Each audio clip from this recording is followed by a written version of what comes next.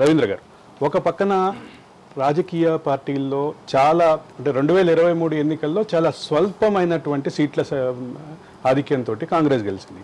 కాంగ్రెస్ ఒక్కసారి గెలిచి బీఆర్ఎస్ ఓడిపోగానే రాజకీయాల్లో దీనికి సంబంధించి ఇంత వైబ్రేషన్స్, ఇంత కదలికలు పూర్తి స్థాయిలో అంటే ఒకప్పుడు 103 స్థానాలతో అధికారంలో ఉన్నటువంటి టీఆర్ఎస్ ఈరోజు 39 స్థానాలకు పడిపోగానే మొత్తం రాజకీయాల్లో ఇన్ని మార్పులు ఎందుకు వస్తున్నాయంటారు?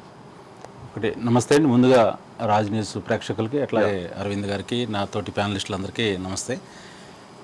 ఒక మంచి అంశాన్ని ఈరోజు చర్చకు తీసుకొచ్చారు. ఈ సందర్భంగా ఇంకొక విషయం కూడా నేను చెప్పాలి. ఎందుకంటే ఈ మధ్యకాలంలో 2 తెలుగు రాష్ట్రాల్లో మీడియా సంస్థలు ఈ విషయం తీసుకున్నప్పుడు అంటే గతంలో ప్రజల పక్షంగా, అధికార పక్షము ప్రతిపక్షము కాకుండా ప్రజల పక్షంగా ఒక గొంతు వినిపించేటువంటి మీడియా తర్వాత కాలంలో కొంత ఈ ఎన్నికల ప్రభావం అధికార పక్షానికో ప్రతిపక్షానికో మద్దతుగా మాట్లాడుతున్నారనే ఒక వాతావరణం చూస్తూ ఉన్నాం 2 రాష్ట్రాల్లో చాలా మీడియా సంస్థలు.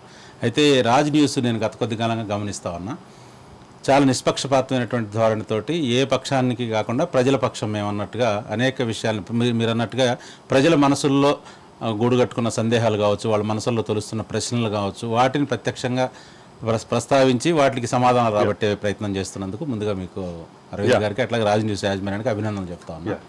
మీరు అన్నట్టుగా ఇప్పుడు ఇక్కడ ఎన్నికల నేపథ్యం తీసుకుంటే అసెంబ్లీ ఎన్నికల్లో ఓటింగ్ జరిగినప్పుడు తెలంగాణ ప్రజానీకము ఒక పక్క ఇక్కడ ఉన్నటువంటి ప్రభుత్వం యొక్క అహంకారపూరితమైన వైఖరికి వ్యతిరేకంగా ఓటు చేసినట్టుగా మనకి స్పష్టంగా కనపడింది. అయితే అందులో కూడా కొంత కన్ఫ్యూజన్ ప్రజల్లో.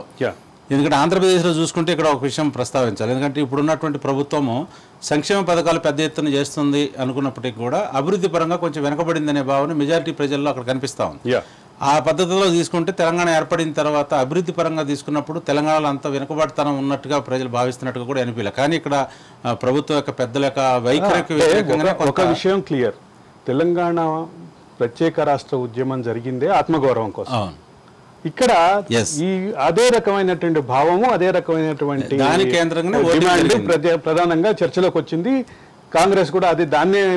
అయితే ఇక్కడ ఏం జరిగిందంటే ఈ ఎన్నికల్లో ఓటింగ్ చేసినప్పుడు అసెంబ్లీ ఎన్నికల్లో కాంగ్రెస్ గెలుస్తుందా, అధికారంలోకి రాగలుగుతుందా, లేదా బీజేపీ ఏమైనా ప్రత్యామ్నాయం అవుతుందా, లేదా టీఆర్ఎస్ మళ్ళీ అధికారం నిలబెట్టుకుంటుందా అనే విషయంలో ఎదమిద్దంగా ప్రజలకు అంచనాకు వచ్చే పరిస్థితి లేకుండే. ఆ నేపథ్యంలో ఏమైందంటే కొంత ఓటింగు జరిగింది. అది కొద్దిపాటి ఎడ్జి తోటి మన వేణుగోపాల్ రెడ్డి గారు అన్నట్టుగా కొద్దిపాటి ఎడ్జితో కాంగ్రెస్ ప్రభుత్వం ఏర్పడింది. అయితే ఇప్పుడు ఒక్కసారిగా ఇంత మార్పు రావడానికి కారణం ఏంటంటే అంతకుముందు బీఆర్ఎస్కి మొన్న అసెంబ్లీ ఎన్నికల్లో ఓటేసినటువంటి మెజారిటీ ఓటర్స్ మనసుల్లో కూడా ఎక్కడో గూడు కట్టుకుని ఉన్నటువంటి ఈ కొద్దిపాటి మీరన్న అది ట్రిగ్గర్ అయ్యి ఈ ఎన్నికల్లో పూర్తిగా బీఆర్ఎస్ని పక్కన పెట్టి ఐదు కాంగ్రెస్ వారన్నట్టుగా. ఇంకోటి జాతీయ ఎన్నికలు వచ్చిన సందర్భంలో గతంలో చాలా బలహీనంగా ఉందనుకున్నటువంటి పరిస్థితుల్లోనే బీజేపీకి ఇక్కడ 4 పార్లమెంట్ సీట్లు వచ్చినాయి. ఇప్పుడు ఈ నేపథ్యంలో ఈసారి కేంద్రంలో మళ్ళీ మోడీ ప్రభుత్వం ఏర్పడబోతుంది అనేటువంటి ఒక పెద్ద ఎత్తున ప్రచారం జరుగుతున్న నేపథ్యంలో ఈ అడ్వాంటేజ్ ఉంటుంది వాళ్ళకి. అందులో మొన్న అసెంబ్లీ ఎన్నికల్లో ఓటింగ్ గమనించారో లేదో, జాతీయ పార్టీలు 2 కూడా కేంద్రంలో అధికారం తమదే వస్తుంది అనేటటువంటి ధీమా ఇవ్వటానికి రాష్ట్ర ప్రజలకి ప్రయత్నం చేస్తున్నాయి.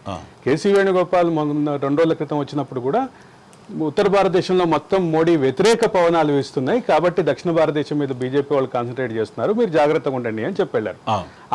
అదే సందర్భంలో ప్రజలు కూడా అదే రకమైనటువంటి సందేశం. ఇక్కడ ఈ నేపథ్యం ఏమవుతుందంటే ఒక పక్క బీజేపీకి మళ్ళీ ఈసారి గతంతో పోల్చుకుంటే ఎక్కువ సీట్లు ఓట్లు వస్తాయి అనేటువంటిది ఒక స్పష్టమైన అభిప్రాయం కనిపిస్తూ ఉంది. కాంగ్రెస్ ఏదైతే మొన్న ఓటింగ్ గెలిచిన తర్వాత ఆ బీఆర్ఎస్ ఓటింగ్ ఏదైతే కొంచెం కన్ఫ్యూజన్లో ఉండి కొద్దిపాటి అసంతృప్తిని ఆ ఓటింగ్ను కూడా ట్రాన్స్ఫర్ చేసుకొని ఇప్పుడు ఏదైతే అర్బన్ సీటింగ్ ఎక్కడైతే హైదరాబాద్ కేంద్రంగా చాలా సీట్లలో టీఆర్ఎస్ అభ్యర్థులు గెలిచినారు, సో ఆ ఓట్లను కూడా మలుచుకొని ఈసారి కాంగ్రెస్ చాలా బలంగా అవతరించబోతుంది అనేటువంటి వాతావరణం ఒక పక్క. ఈ 2 జాతీయ పార్టీల మధ్య పోటీ. రెండోది ఎన్నికల తర్వాత జరిగిన పరిణామాలు, ఇప్పుడు కవిత అరెస్ట్ కావచ్చు, టీఆర్ఎస్ పార్టీకి ఉన్నటువంటి వ్యతిరేక పరిస్థితులు, ఇవన్నిటి నేపథ్యంలో బీఆర్ఎస్ పార్టీకి ఫలితాలు పూర్తిగా వ్యతిరేకంగా వస్తాయి అనేటువంటి వాతావరణం అయితే ప్రజల్లో ఉన్నవారు వాస్తవం.